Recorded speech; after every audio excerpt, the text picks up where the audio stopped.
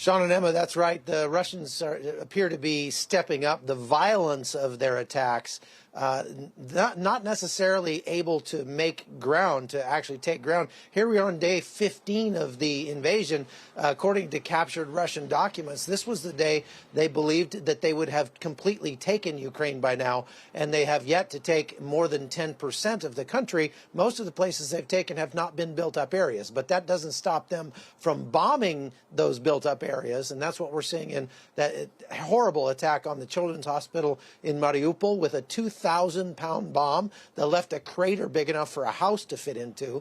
And it's an absolute miracle that not more than 3 people were killed there because those children were safely in the bomb shelter in the basement when that hit.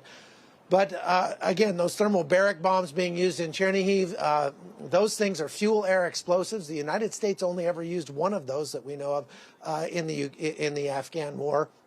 And that was in a rural area up in the mountains on a cave complex. But this being used against here, civilian built-up areas where they could cause massive damage and really horrific wounds to the people who are unlucky enough to be in the area. Chuck, what is it in, and we understand that it may not hold much weight as far as what Russia is saying, but is Russia are they saying or taking responsibility that they're intentionally bombing civilian areas like these hospitals?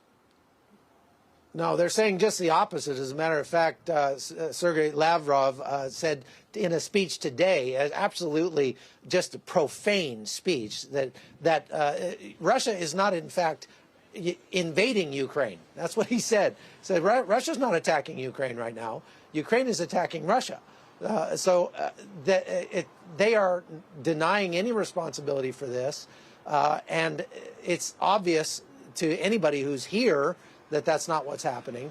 But in reality, they're essentially losing at this point. When they are resorting to these kinds of civilian attacks, they're not able to take ground. They attacked the outskirts of Kyiv yesterday in a place called Brovary, and they lost an entire regiment of tanks to these Javelin missiles that have been supplied by the United States and others.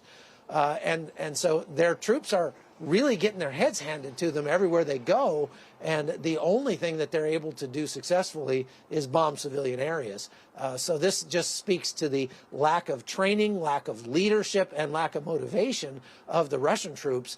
And if they think that it's going to